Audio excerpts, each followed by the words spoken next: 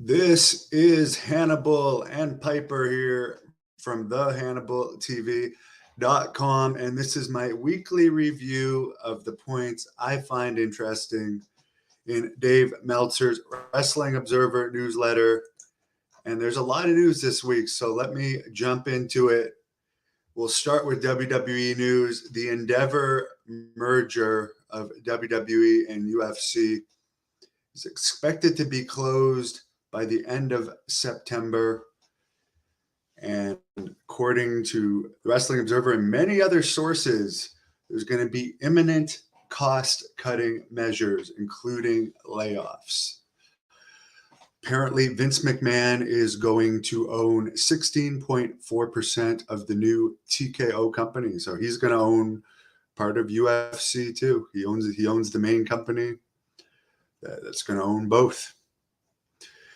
Hulk Hogan told a bunch of tall tales as usual in a recent interview, claiming that he was supposed to wrestle the sumo wrestler Koji Katao, or as Bobby Heenan called him, Hand Towel, who infamously had the almost shoot match with John Tenta.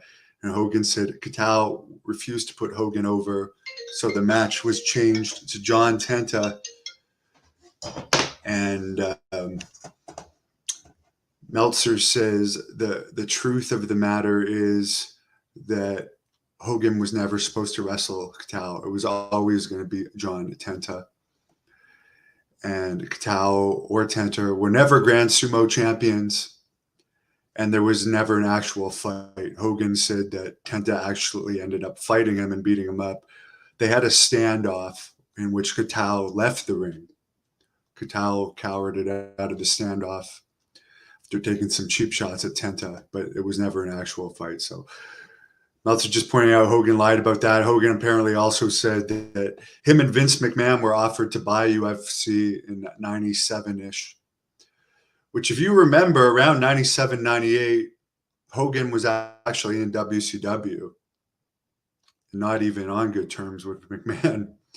So that doesn't make much sense. But Meltzer points out that McMahon was offered to actually buy UFC around that time. And then Shane McMahon had talks about buying UFC in later years. Funny enough, McMahon now owns part of UFC. But Meltzer points out that the Hogan story of him and McMahon buying it was actually a lie. Apparently, once Endeavor takes over as this new TKO company, NXT is going to be tried to make a third brand. So it'll be Raw, SmackDown, and NXT, all his main brands. They want to start touring NXT as a separate brand and doing tapings outside of the Performance Center, which they've had a really hard time filling, even though it only holds about 250 people and tickets are free.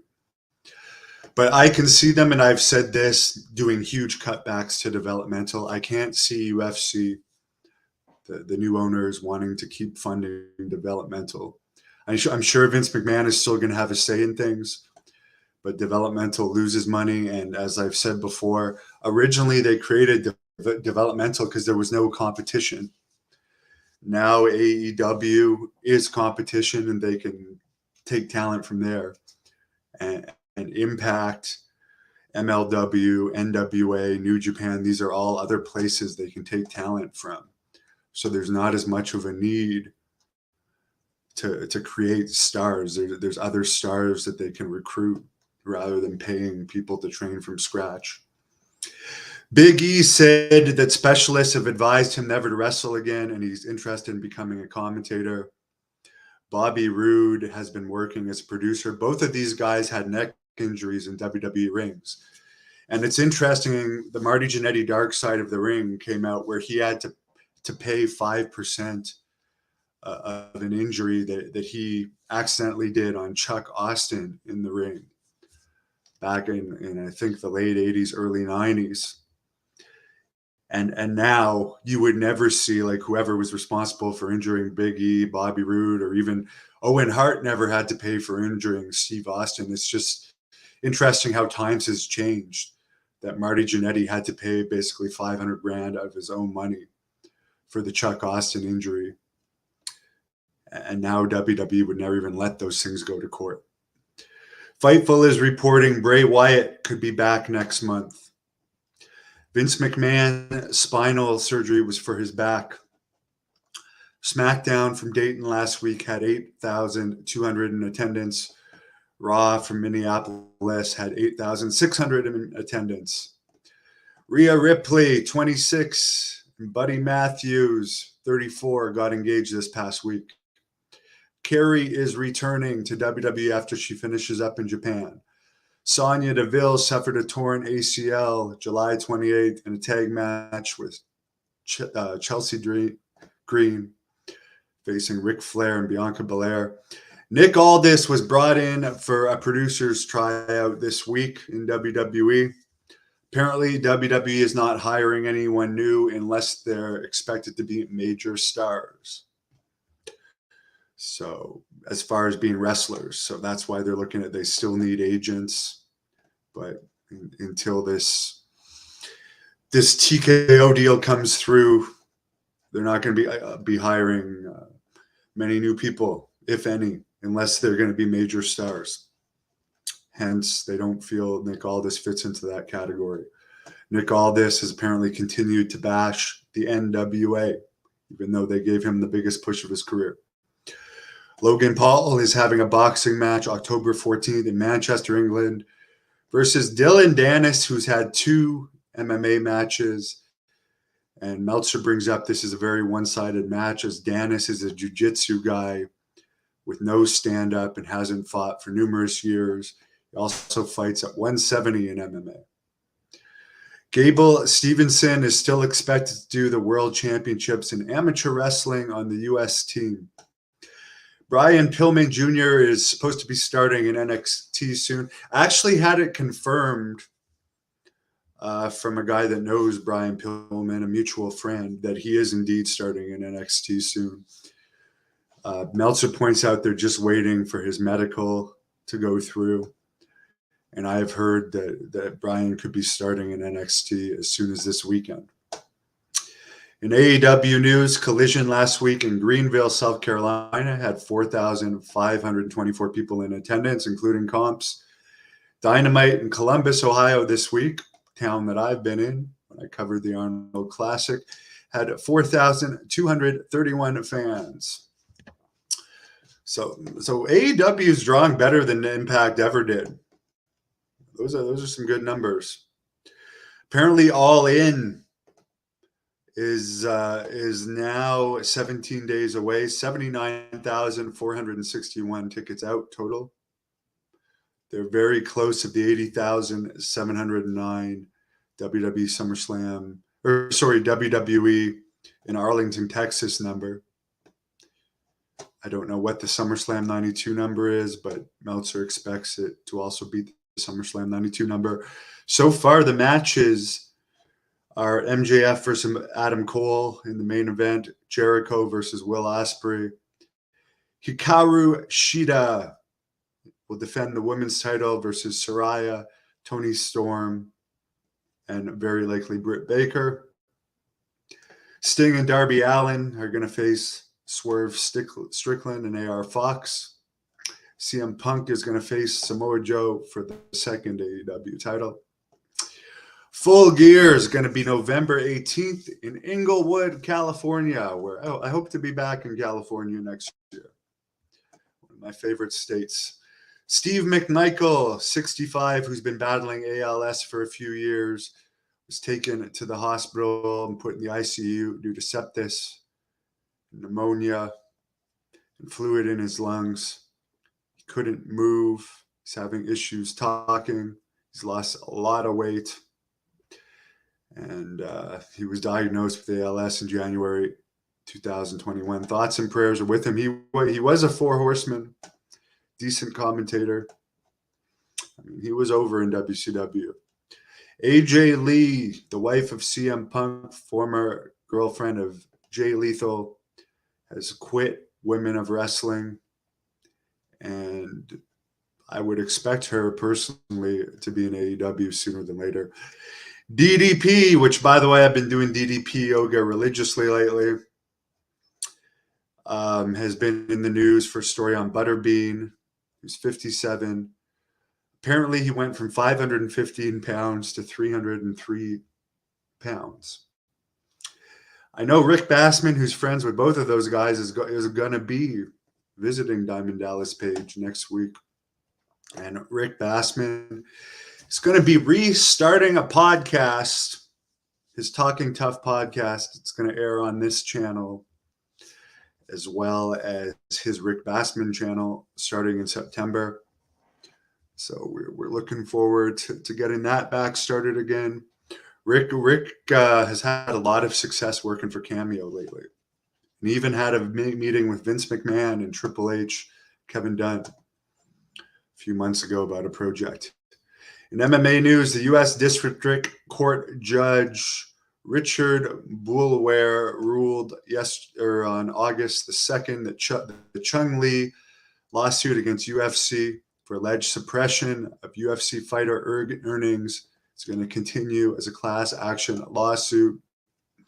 Every fighter who fought on a UFC show between December 2010 and June 2017, which is more than 1,200, are now part of the lawsuit. There's a separate lawsuit starting from fighters who fought in UFC from June 2017 to present. Fighters in UFC make as little as $7,500 a fight. And again, you got to pay for managers and stuff out of that, as well as training, which is crap. The average fighter pay in UFC is like $150,000. Compare that to UFC or to WWE, which is about $250,000.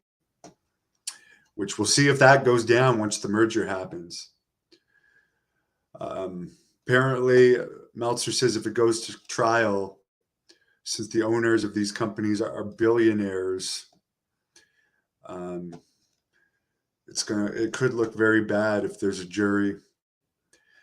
Fighters make between 13 to 20% of total revenue from the company per year, where it's 50% in most sports. And keep in mind, you're guaranteed brain damage fighting UFC. You're taking hits to the head in every fight. Apparently, the owners of UFC make more profit than owners in any other sport, according to Meltzer. UFC on ESPN 50, August 8th in Nashville, had a sellout of 17,792 for a gate of well over $2 million. It was the most profitable UFC event ever in Nashville. Derek Lewis has re-signed with UFC. Fedor Emelianenko, who turns 47 next month, says he doesn't want to fight in MMA again, but would box against Mike Tyson, who's 57. Jesse Ventura did an interview recently with Graham Bersinger. Said that, among other things, Hulk Hogan screwed him over when he was trying to get WWE to unionize before WrestleMania 2. He said he was nearly stabbed once going to the ring. He had to retire from wrestling due to blood clots in his lungs. He said Vince is a ruthless businessman, and he's been getting quarterly checks since 2001 in royalties, which he had to go to court for. He said he beat Vince McMahon in court. He said he respects Vince. And he thinks there's mutual respect there, but he's unsure if WWE will ever use him for WrestleMania due to that royalty lawsuit. There's still heat over that, even though they did use him in XFL since then, as well as on a SummerSlam when he was governor. He said he could never be Hulk Hogan's friend again because he doesn't trust Hulk Hogan. He says Hogan lied about never taking steroids in the past, and Hulk Hogan was a steroid dealer, according to Jesse, when Hogan was wrestling in Minnesota.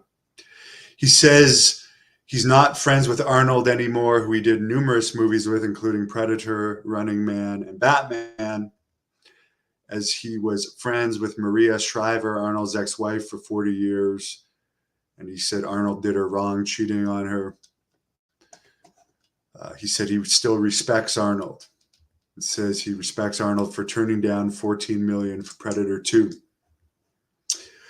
So that's about it for the Wrestling Observer News. Check out my interviews this week with Ahmed Johnson and King Mo. And by the way, I said this yesterday, but as far as this Ahmed Johnson alleged backstage fight with D'Lo Brown, Tom Pritchard, who was in WWE around the time that that supposedly happened in '97, said he'd never heard of that happening. It was never reported in the Observer around that time where D'Lo claimed Ahmed attacked him with a paint can.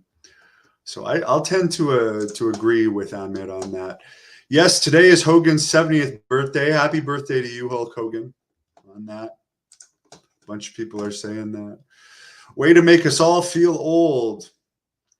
Robin Williams passed away 9 years ago today. Suicide attempt. God bless. Or real suicide. My suicide attempt was actually a month ago today, and I thank God for saving me. My neck is healing up well. My belly is healing up well from that.